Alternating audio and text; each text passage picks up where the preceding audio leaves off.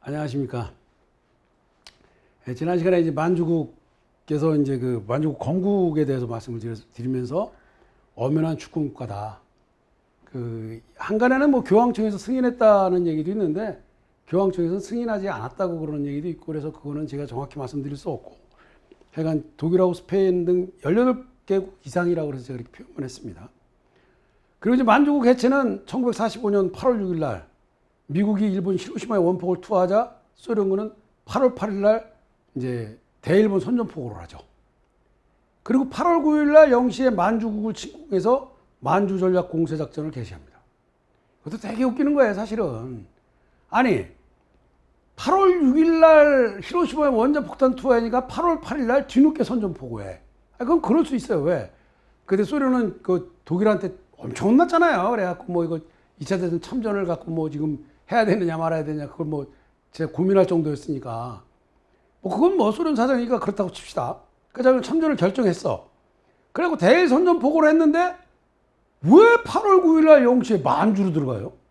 만주국으로 들어가? 물론 일본 관동군이 거기 주둔해 있으니까 일본 관동군 무장해제를 시킨다는 명목은 돼요. 그리고 또 그래야 돼요. 그런데 8월 8일 날 자기는 다 해놓고 나서 8월 9일 날 만주로 들어갑니다. 이것도 사실은 소련의 야욕 중에 하나예요. 소련도 만주에 엄청 큰 욕심을 내고 있었어요. 그거는 역사적으로 쭉 보면 제가 이렇게 이거 강의하면서 쭉 맥을 끊지 않기 위해서 그 얘기를 하나 들었지, 소련, 미국 다 만주에 엄청 왜? 생각해보세요. 만주만 딱 갖고 있으면 옆에 소련, 옆에 중국, 이쪽으로는 한반도 완전 그것만 갖고 있으면 이거 다 지 맘이야. 그래서 미국도 엄청 침 흘렸던 데가 바로 만주예요. 러시아도 그렇고. 어쨌든 간에 소련이 이렇게 만주 침략을, 만주 전략 공세작전이라는 명목하에 8월 9일 날 0시에 들어가고 나서는 8월 15일 날 일본 항복 당시에는 소련군은 이미 만주의 두 도시를 다 점령했어요. 그러니까 뭐 만주국은 꼼짝도 못하고, 야, 이제 니네 옷 벗어. 그러니까 총리 대신 옷 벗죠, 당연히. 그래서 왕, 너도 내려와. 이게 무슨 옛날에 전제국가 시대도 아니고 이게 말이 됩니까? 옛날에 고대국가에서는 그게 됐어요. 고대국가에서는 딱 침략해서 상대방 왕 팍 죽여버리면, 상대방 왕이 깨갱하고 죽어버리면, 그러면 야, 니네 나라 우리 거야? 이렇게 자꾸 들어가. 근데도 그게 고대국가에서 사실 힘들었어. 황기 때 개로왕 죽였다고, 장수왕 때 개로왕 죽였다고 그래갖고 고구려가 개로왕 죽였다고 개로왕이 고구려 된 건 아니잖아요. 이렇게 문조왕이 그 뒤를 이어받아서 웅진으로 다 잽싸게 가서 천도한 거잖아요. 그런 식으로 고대 국가에서도 힘든 일인데 이거를 갖다가 근대 국가에서 그것도 연합국이라는 것들이 딱 들어가서 푸이 옷 벗기고 만주국을 접수해 버린 거예요. 그리고 나서 그 영토는 중화민국에 넘겨줍니다. 당신은 중화민국이죠. 장개석이 중국에. 1945년 11월에 넘겨줘요. 말로는 1946년 5월 3일 날 영토가 정립됐다 그러지만 그거는 그 형식일 뿐이고, 1945년 11월에 넘겨주고 그 사실은 만주는 그때 중국으로 접수가 되는 거예요. 그리고 소련은 8월 달에는 이미 1945년 8월 10일부터는 북한을 들어오기 시작합니다. 이게 다 미국하고 미국하고 연합국끼리 뭐가 점점이가 있는 거예요. 그러니까 자, 그럼 니네 북한 해체, 북한 무장 해제. 그래서 여기 북한이 너무 내려오니까 안 되겠으니까 빨리 그냥 383 건 거잖아요. 이게 그리고 이 중국한테 이걸 넘겨주고 만주국 영역을 철저히, 근데 그 중요한 거는 만주국 영역이 진짜 철저하게 역사적 고증을 거쳤다는 거예요. 보시면 지도를 보여드릴게요. 보시면 자 보세요. 이게 여러분 잘 아시는, 제가 몇 번 보여드린 그 우리 고조선하고 진국의 유물분포도예요. 바로 송화강에서 나나 그리고 대마도, 제주도까지 한반도하고 이렇게 쫙 있는 고인돌하고 그 비파양 동검의 분포 지역이에요. 그래서 그거를 근거로 만든 고조선 영역도가 바로 나나에서 내몽골 밑으로 해서 흑룡강, 송화강 그렇게 해서 연해주 중간 정도까지. 이 우수리강이 연해주의 이제 경계죠. 그 아까 말씀드린 하얼빈은 여기고 금주는 여기거든. 그 금주에서 하얼빈까지 만주 다 잡은 거죠. 그런데 만주국 영토가 여기가 연해주잖아요. 이렇게요. 그렇죠? 이 연해주를 빼고는 거의 똑같잖아요. 똑같다고 봐야죠. 사실. 이건 추정에 의해서 그린 거니까. 철저한 역사적 고증을 거친 거예요. 그래서 고조선 영토를 딱 한 거예요. 다만 1860년 북경조약에 의해서 조선의 의사는 상관도 없이 청나라가 일방적으로 러시아한테 연해주를 넘겨줘서 그 당시 연해주는 러시아형이었거든요. 그래서 대고려국 건설 3차 예정지가 연해주를 포함한 깜짝하반도잖아요. 그러니까 만주국은 러시아가 행사하고 있던 연해주, 이 연해주를 제외한 만주 그대로 고조선 영토 그대로를 영토로 삼은 거예요. 그게 바로 만주국이에요. 왜? 나중에 누가 뭐라 해도 왜? 제가 꽤 오래됐지만 기억하시는 분 계실 거예요. 만주족은 여진족은 고려의 한 갈래다. 신라의 한 갈래다. 그 말씀 분명히 드렸죠? 그러니까 누가 뭐라 해도 우리는 고조선 이래 지금까지 우리 땅이요 라고 말할 수 있는 근거가 되잖아요. 그런 만주국이 갑자기 해체가 되면서 중국으로 넘어갔어요. 그런데 그 뒷배경이 있었어요. 그건 확실해. 그 증거가 여기 있잖아요. 자, 원래 일본을 저렇게 놔둘라 그랬던 게 아니에요. 생각해 보세요. 아니 만주국이 일본 어영국가라 해체될 정도라면 그 몸통인 일본은 당연히 해체돼야 되는 거 아니에요? 그렇죠? 연합국이라고 그걸 모르겠어요? 물론 나중에 뭐 돌려주든 어쩌든 건 나중 문제고 일단은 일본을 자기들이 분할해서 통치를 하고 있어서 안정을 시켜야 될 거 아니에요. 그래서 연합국 4개국이 가졌던 안이 바로 이겁니다. 자, 일본을 분할 통치하자. 첫째, 소련에서 가까운 홋카이도랑 그리고 혼슈 동북지방을 소련이 갖자. 소련이 통치하자. 둘째, 중화민국은 여기 이제 시코쿠예요. 일본 4개 그 섬 중에 하나는 시코쿠를 중화민국이 통치한다. 그 다음에 영국은 혼슈 서부를 통치한다. 혼슈 서부와 그리고 규슈를 통치한다. 그리고 도쿄는 4개국이 공동 점령한다.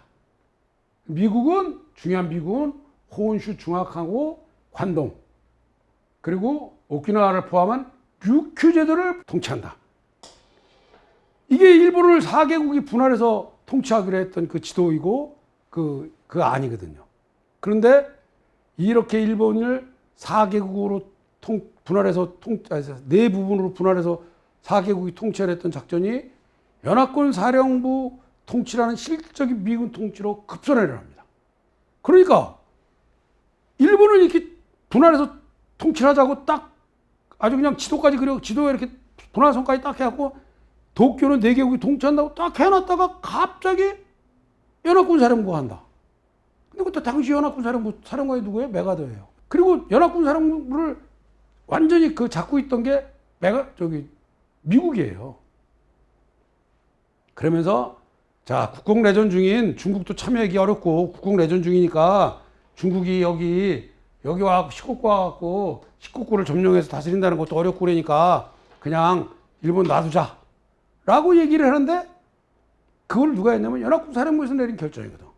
결국 유일한 핵무기 보유국이었잖아요. 당시 미국이. 그 미국이 연합국을 통치했던 거나 마찬가지란 말이에요. 유럽도 뭐 노르만디 상륙작전이고 뭐 다 미국이 주도한 거잖아요. 그러니까 일본의 741 부대 뒤에 좀 있으면 나와요. 741 부대 결과물을 받기로 하고 그리고 이 류큐제도 여기에는 오키나와에 미국 해병대 기지 설치하기로 하고 등등에 대한 거를 받으면서 일본 일왕부터 전범에서 제해해 주는 거 그리고 분할 통치로는 없던 걸로 하는 걸로 딱 합의를 본 거죠. 그러니까 8월 6일 날 히로시마에 원자 폭탄 투척하고 8월 15일 날 무조건 항복하는 그 열흘 사이에 이런 모종의 썸씽이 다 이루어졌던 거예요. 그래서 만주국 영토가 결국 중국으로 귀속되는 겁니다. 일본을 분할해서 통치하는 게 아니라 만주국을 해체하고 그걸 중국에 주는 거야. 말도 안 되는 거죠. 자, 그러면 좋다 이거야. 일본을 분할 통치하려고 했는데 사정상 뭐 안 돼. 그래서 그건 없던 걸 하고 만주국 저거 일본이 세운 어영국가니까 그러면 해체하자. 이게 뭐 진짜 말이 안 되는 거잖아요. 여기 일본이 세운 어영국가를 해체하면 일본은 당연히 해체돼야 되는 거지. 근데 그거까지 봐주자 이거예요.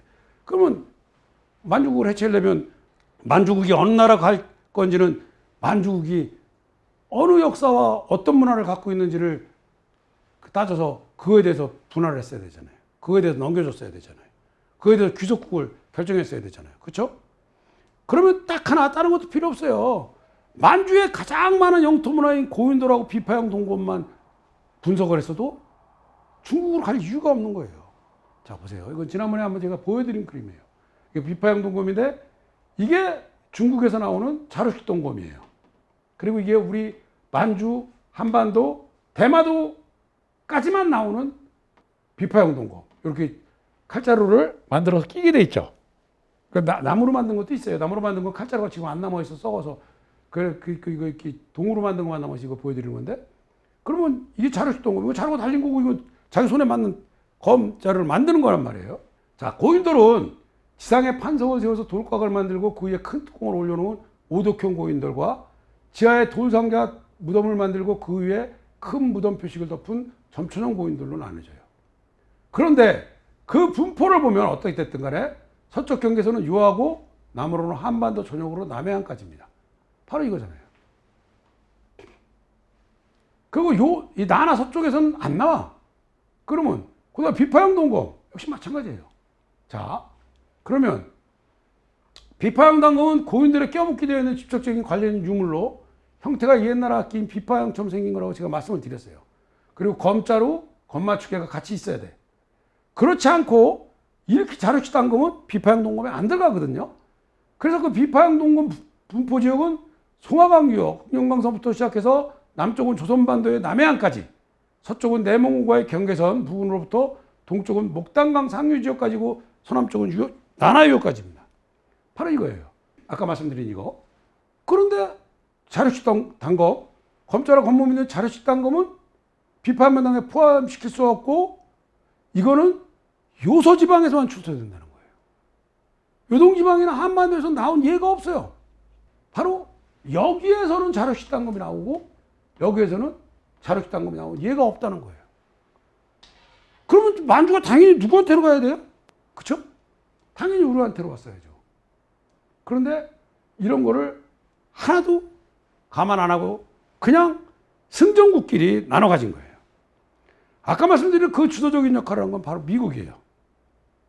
미국은 오키나와의 그 미군 기지를 설립해야 그 중국, 오세아니아를 전부 한 손아귀에 넣을 수 있다는 그 야심. 또 731 부대에 대한 그 결과물을 자기네가 모조리 독식하기 위한 야심.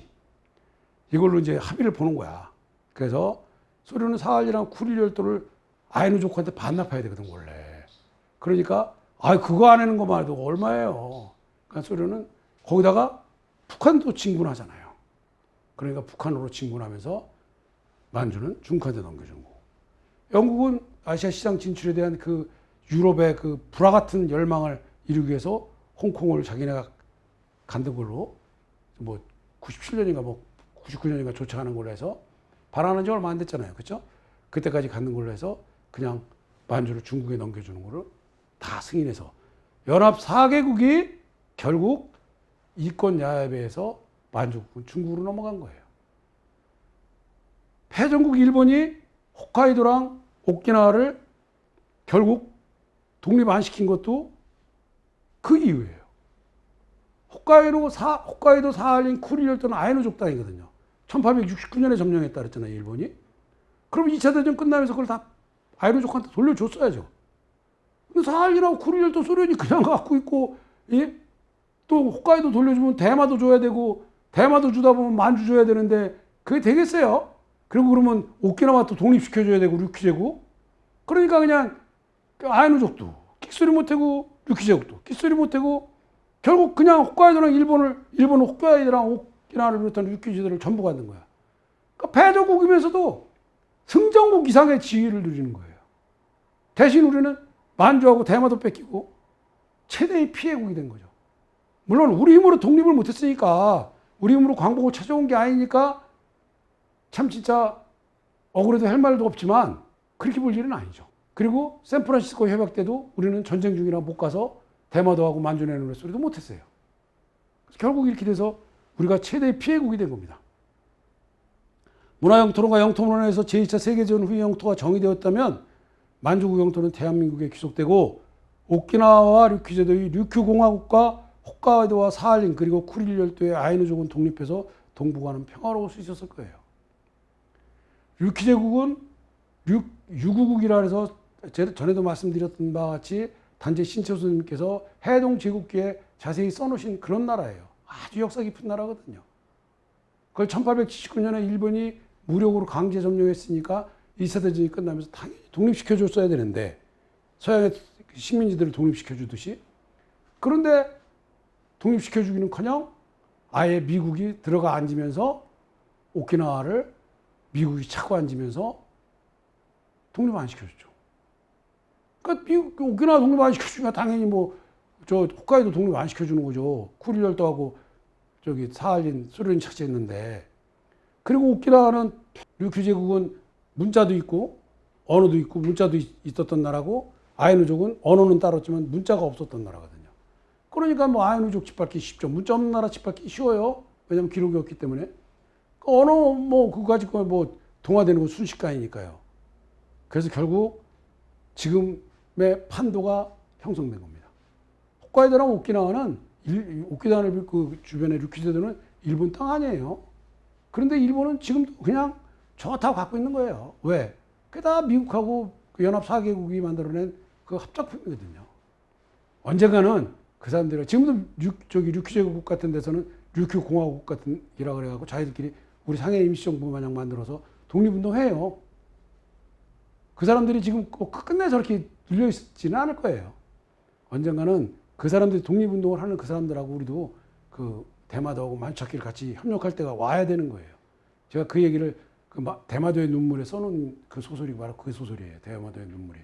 그 오키나와 그 독립세력 그리고 아이누족의 독립세력하고 연대를 해서 우리는 이제 대마도 이래갖고. 근데 그 사람들이 참 부러워하는 거죠. 우리나라를. 왜? 우리는 독립을 했거든, 좌우지간. 대마도 잃어버리고 만주 잊어버렸더라도. 실화예요, 이거는. 그리고 제가 그 실화를 바탕으로 소설을 쓴 게 바로 대마도의 눈물이라는 소설이에요. 제가 대마도 영토권 쓰면서 이렇게 조사하면서 그러면서 이제 그런 사실들을 박사학위 논문 쓸 때 사실 그런 사실들을 알아서 그거를 이제 박사학위 논문을 쓰기가 좀 그렇잖아요. 그래서 그거를 대마도 영토권 책에 쓰면서 조금 더 발전을 시킨 게 이제 대마도의 눈물, 픽션 믹스한 게 이제 대마도의 눈물이 되는 거죠. 어쨌든 간에 연합 4개국이 동북아를 재침략해서 욕심을 채우고 패전국 일본 손을 들어준 반드시 해결해야 할 천인공노할 사건이 바로 만주국 영토의 중국 귀속 사건입니다. 자, 그런데 이 만주국 얘기하면 빼놓을 수 없는 게 하나 있어요. 그렇죠? 바로 731 부대예요. 만주국에다 731 부대를 설립했거든요. 근데 왜 731 부대를 만주국에 설립했겠어요? 당연한 거잖아요. 만주를 산업기지하기 위해서 20년대 외국 투자 자본의 70%를 일본이 투자했다 그랬어요. 그래서 자기들이 그거를 다 다져갖고 철도 놓고 다 만주철도 부설권 벌써 간도협약이랑 바꿀 때 일본이 침략하기 좋게 만들려고 그러는 거라고 제가 말씀을 드렸잖아요. 그거 다 해갖고 해놨으니까 이제 그리고 어용국가에 세워놨으니까 그만큼 군사기지화를 시켜야죠. 산업기지화 시킨 만큼. 투자한 것만큼 건져야 될 거 아니에요. 그래서 거기다가 또 731 부대는 생체 실험하는 거니까 얼마나 위험해요. 세균 실험하고 이러는 거니까. 그러니까 731 부대처럼 위험이 따르는 군부대는 일본 본토가 아니라 만주의 인구 밀도가 높은 간도에 설립하자. 왜? 저 만주 북쪽은 그때만 해도 그 농사 짓는 게 위주니까 못 먹고 살 때는 살 게 아니니까 여보케야 연해주 북부에는 왜 아까 고위선 영토가 연해주 중반까지만이냐? 그 위에는 가봐야 사람이 못 살아 추워서 지금이니까 그렇죠. 그러니까 그때는 그냥 아예 버린 땅이에요. 그래서 음루 이런 사람들이 지금 가서 이런 민족이 그냥 살 데 없으니까 거기 가서 살다가 나중에 고구려로 합병됐지만 어차피 좌우지간 만주 북부에는 사람이 이렇게 많지 않으니까 간도에다가 세워야 된다. 그래야 실험 대상자 인적 확보가 용이하잖아요. 그리고 여기서 중요한 거는 731 부대는 이랑이 집정 명령에 세운 부대라는 거예요. 미국이 2차 대전 끝나고 이랑을 면책 특권 제해줄 때 왕은 전쟁에 참여하지 않고 뭐 군부가 한 거다. 그래서 그 수상까지만 뭐 이렇게 해갖고 죽이고 막 이랬잖아요. 사형시키고. 근데 칠사일부대는 일왕이 집정 명령에 세운 부대예요. 그 증거가 뭐냐? 일왕 막내 동생인 마카사노미야 다카이토가 칠사일부대 고급 장교인 고등관으로 근무합니다. 고급 장교, 아주 고급 장교죠. 고등관은. 그러면 일왕이 계속 일본은 일왕이 천왕이라 그래. 하늘의 하늘, 천왕, 신. 신의 막내 동생이면 역시 신이에요. 근데 신을 저 세균이 왔다 갔다 하는 칠사일부대 보내? 그 누가 보냈겠어요? 막내 동생을 보낼 수 있는 사람은 유일한 사람, 한 사람밖에 없어. 일왕이야. 그러니까 일왕이 직접 거기다가 그거를 세울 걸 지시하고 그리고 자기 동생을 실질적인 그 통치자로 보낸 거예요. 명목상으로는 이시시로라는 뭐 육군 중장이 그 통치자라 그러지만 실질적 지휘자는 사실 마카사노미야 다카이토 일왕의 막내 동생입니다. 칠사일부대가 그렇게 세워지고 나서 거기서 저지른 만행은 솔직히 사람 입에 담기도 힘든 얘기들이에요. 그래서 그 중에서 몇 가지만 들어보면 감염이나 해부를 당한 대상은 성인 남녀뿐 아니라 아동이나 영아도 포함된다는 거예요. 그런데 하는 실험을 보면 진짜 사람한테 할 수 없는 사람이죠. 실험이죠. 출혈 연구를 한다는 명목으로 수용자의 팔다리를 강제로 절단해서 반대편에 다시 붙입니다. 그게 연구가 됩니까? 그 다음에 남녀의 성기를 바꿔달아서 성전환이 되는지를 봅니다. 또 일부 수용자의 위는 잘라. 그래갖고 직접 식도랑 장을 연결해. 그리고 소화가 되나 본다고. 저온에서 몸의 세포가 죽어가는 과정을 관찰한다고 임산부를 강제 동원해서 몸의 일부만 올려요. 사람을 통째로 원심불리기에 넣고 돌려서 인간의 70%는 물이다 라는 결론을 내립니다. 그 다음에 영하 50도에서는 몇 분이 지나면 죽는지 본다고 영하 50도에다 사람을 놔둬요. 전쟁 중에 군인들은 이제 성병이 사실 뭐 많이 걸리잖아요, 사실. 그러니까 성병 실험을 한다 해갖고 여성들을 강간해서 그 여성들이 임질과 매독을 걸리게 하고 그것도 자신이 강간하는 바람에 임신한 여인에게도 무차별하게 성병 실험을 합니다. 임신한 여인한테 하는 이유는 임신한 뱃속의 태아를 어떤 영향을 받는다고 보는 거예요. 그 다음에 의사가 강간해서 임신한 여인의 뱃속의 태아를 강제로 꺼내서 자기 자식이에요, 쉽게 말하면. 그걸 꺼내서 이 밖에서는 어떻게 성장하나 본다고 관찰하다가 죽여요.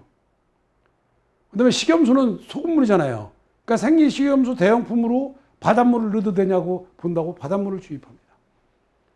매일 10명에서 20명에게 세균이 섞인 물을 입에 부어놓거나 아니면 세균을 피하에 주사해서 어떤 상황이 벌어지는지를 관찰해요.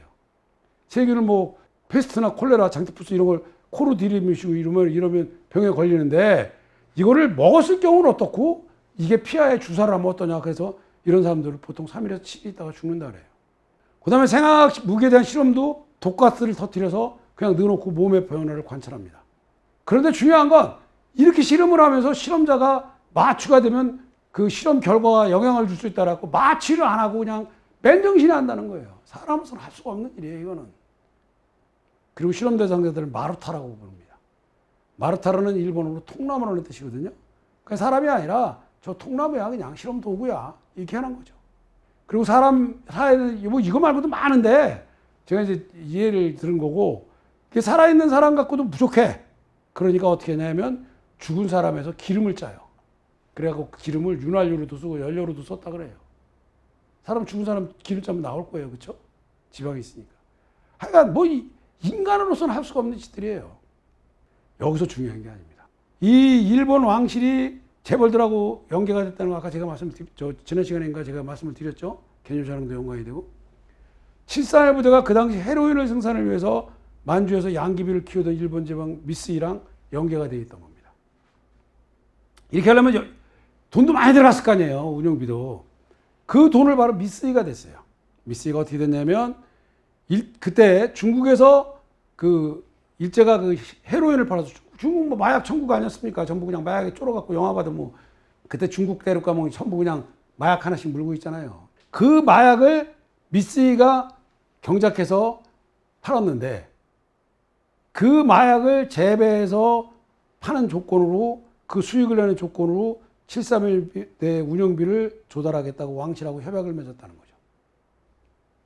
이거는 제 얘기가 아니에요. 최근에 일본에서 주장하는 일본 학자들 논문이에요. 그중에 제가 인용한 거예요. 히로히토가 직접 설립을 허가한 것과 자신의 막내 동생을 상당한 위험을 내포하고 있는 시설에 고등관으로 심어놓은 게 자금을 직접 관리하도록 한 거예요. 일본 재벌과 일본 왕실의 경제유착은 공공연한 겁니다. 지금도 공공연해요, 사실.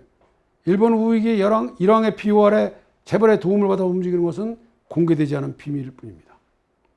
그런데 이게 미국 혼자서 731 부대를 해체했다면 드러나지 않았을 거라는 거예요.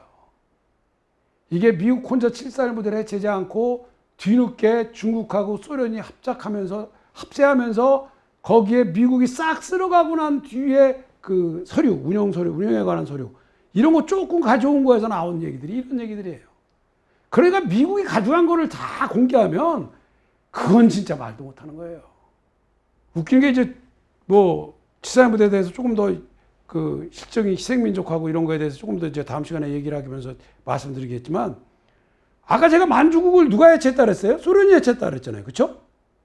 그런데 만주에 있는 731 부대는 미국이 해체로 들어가. 그게 웃기는 거 아니에요? 일본하고 모종의 협약을 맺었다는 게 바로 그런 게 증거인 거예요. 731 부대에 뭐가 있는 줄 알고 미국이 731 부대만 들어갑니까? 만주국은 안 들어가고. 만주국은 소련 보고 해체라 그러고 자기네가 731 부대로 들어가요. 다 뭔가 이유가 있었겠죠. 그렇죠? 자, 오늘은 여기까지 하고 그러면 다음 시간에 731 부대 실적인 희생민족과 해체에 관해서 좀 더 자세히 말씀드리겠습니다. 감사합니다.